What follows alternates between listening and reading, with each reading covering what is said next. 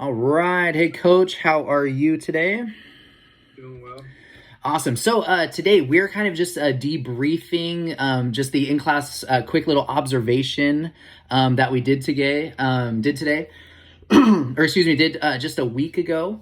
Just kind of want to talk about like what I saw, what you saw, and kind of just making next steps here.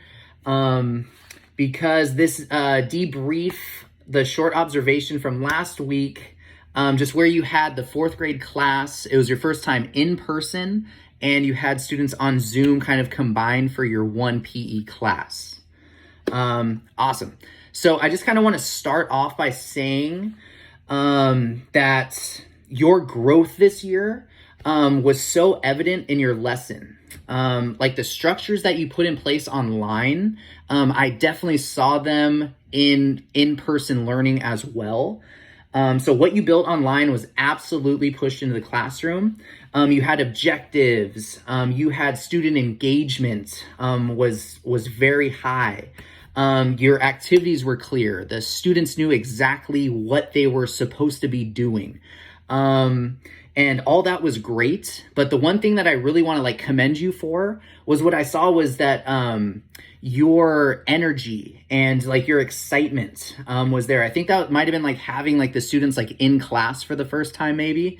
But yeah, the whole atmosphere that you made was just a great place for students to be like learning and doing PE kind of together in like a fun way. So again, that really just showcased, I know we've been focusing on your ILP and your goals this year of setting structures and building relationships. And you can just see the relationships that you've built through Zoom just carried right into the classroom. So those are just my first things, like hats off. It was a wonderful observation to see kind of at the end of the year, from the beginning of the year, the growth that you had there. So that's like my initial thoughts, and we'll dig deeper into those. But how do you think that the lesson went? First time in person with kids on Zoom at the same time for lesson. How do you think that went? Or what went well for you? What do you think like really worked for you in that lesson? The lesson overall went pretty well, and that goes to varying levels of students who have been in PE a lot this year who haven't been. So the ones who have been showing up consistently could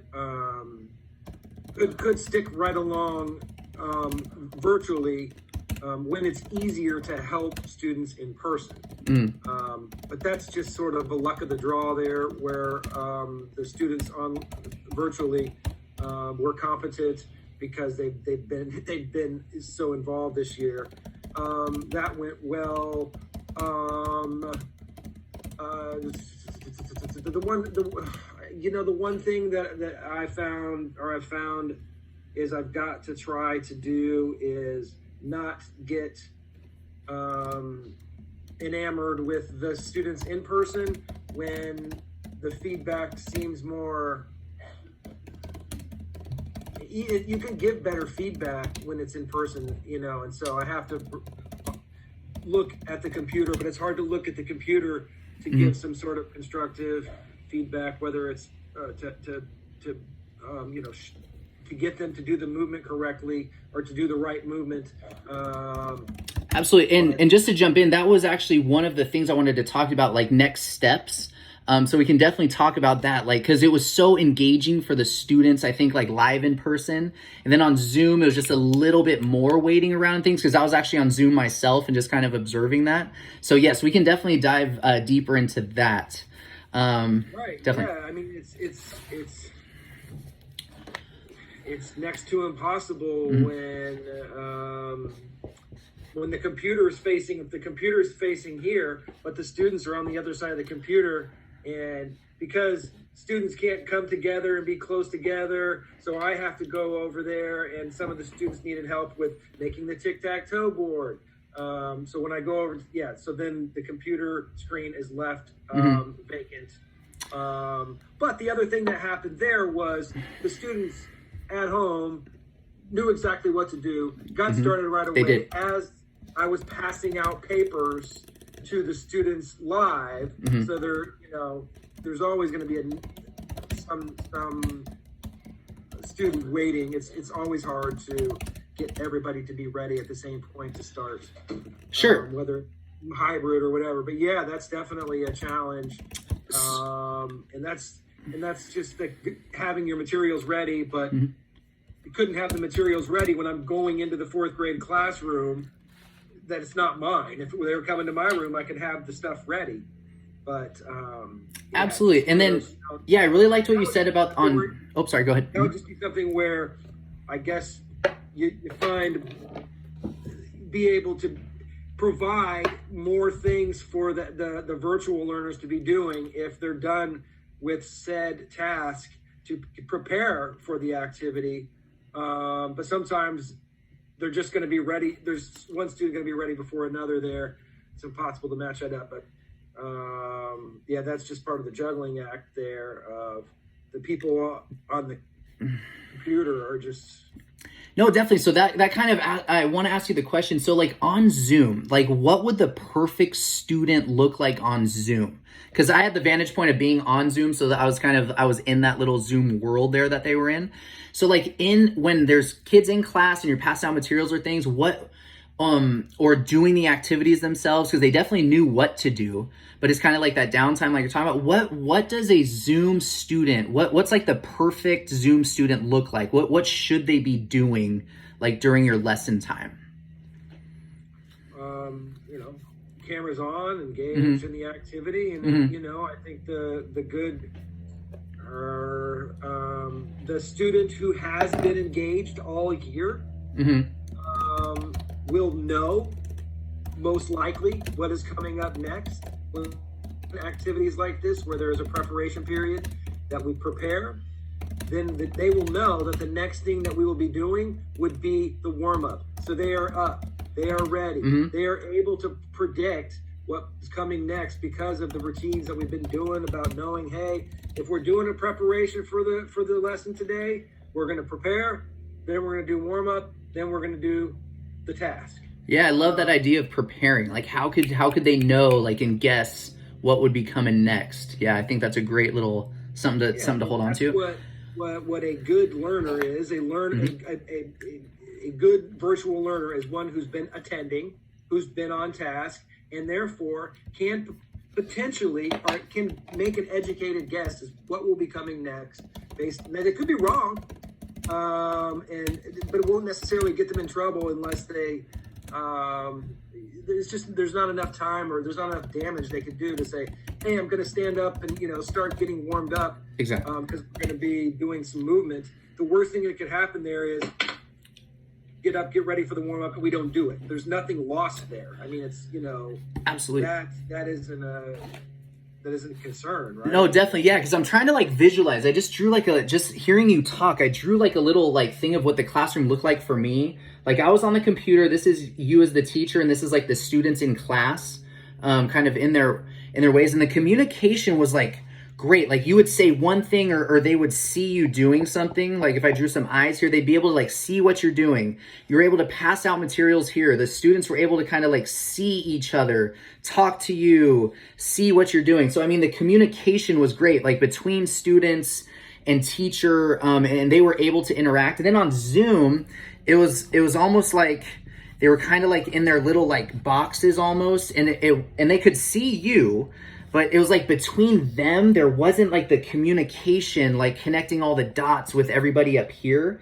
And I'm trying to think, like, is there a way like on Zoom that they could kind of, like you were saying, like make predictions or like, I know you have like student learners or student teachers and things like that. Is there like a way to get the kids on the computer? Like, I know it's like not the same thing, but like, are there ways or strategies to get kind of like the web moving, like the communication pushed through Zoom, like you do, like utilizing the chat, like, or like you do, like having a student warm-up leader, like not making it like two different worlds, but it's just the communication and engagement was so high here, and just trying to think about how you can try to get it to that level on the computer. Because it was, again, like we were in our boxes, like, hey, like, and things like that. And I'm just trying to think, like, what are some ways maybe like that's kind of like the next step thinking, like, or like the challenge of this is how could you make that those connections through the internet as well, or through Zoom? Yeah, I'm not quite sure. Which Oh, definitely, yes. And these are just things to kind of I like can't think remember about. the exact connections that they would have been missing out on, other than it was just support. I mean, Definitely. maybe they were, but they didn't. And you did a great job. You were definitely checking in and things. It's not like there was not like your support there, but it's just, I was thinking the students, it was just like the engagement was so high, and how could we push just a little bit more into the Zoom aspect of that? Yeah, I think that's the battle of any teaching, even if you're on Zoom or not on Zoom, or Absolutely. on hybrid or not on hybrid. If 1, 2, 3, 4, 5, 6, 7 students need support, and you have to be there to support them, you simply can't be in two places at one time. Oh, yes. So, I mean, again, the dynamic there was the students who were in person that day was largely a group of students that hadn't been coming to the live Zooms, who didn't know what to do, but the students who were on Zoom knew what to do, and they were out ahead. So if you were teaching in person, you're probably going to have X amount of students that are on task quicker than another set of students, to where you're juggling. Well, do I go support them? Do I just keep going and leave them in the dust? I think that's the same questions you're asking in any type of teaching. Oh, absolutely. Yes. I'm just, that was just like the one thing. It was so high in person. It's just like, how could we push that a little harder? Because I know you've had like student leaders, or like example students, like leading exercises or demonstrating throughout the year. And I'm just wondering, is there a way to like push that into Zoom somehow? And again, these are just like next level thoughts, just questions. But again, hats off to you. You did such an amazing job. Like literally like talking to the class, turning around, checking in on Zoom. That was not easy, especially like the first time doing that. But yeah, I'm just trying to think like next steps, like how could like you build those same structures that you had like in Zoom, like even when kids are live. I'm just trying to think like what might that look like to you? Or do you have like an idea or two or anything there? Unless I'm just trying to think of when I would. Like when you'd be able to do that live and on the computer, right? The thing that I felt like I was neglecting, where I just couldn't do anything with them, was when the setup was there, but it's. They're never gonna be able to be doing what we're doing live, and that's just a natural deficit there. But the only thing I can think of off the top of my head here is giving them again the next steps. So because the only hang up there was they were ready and the students in person weren't. And whether it was because I was because I also logged on early to let them in, to see them, to show them the playground and let them say hi. So they came in, and while we were getting ready, I told the virtual learners what we're going to be doing. And since they had experience with it, to make out this, to do this, they were already preparing, and they already know to have their water to drink. So again, I mean, it's just one just set up there where they were gonna be ahead, and the only thing I could have really done there is, hey, when you're done with this, give them another task to do, because I'm going to be helping the students in person catch up since you were out ahead. But then other than that, it's like once it's going, is like the camera setup and stuff like that, and where it is, all the little challenges. Oh yes. But it's when I went to college, man, they had us re-look at our lessons, and to say every student's name in a they come to the PE class for X amount of minutes, to say their name at least one time, and at least some sort of corrective feedback, and that's not easy to do. Yes. And having to get on Zoom and in person. I thought the game that you played, though, the activity, built that bridge. Like, you had the kids on Zoom doing the same exact live as the students. I thought that was a great, like, connector piece to start. That's extremely limited because, again, they can't use the equipment, any equipment or any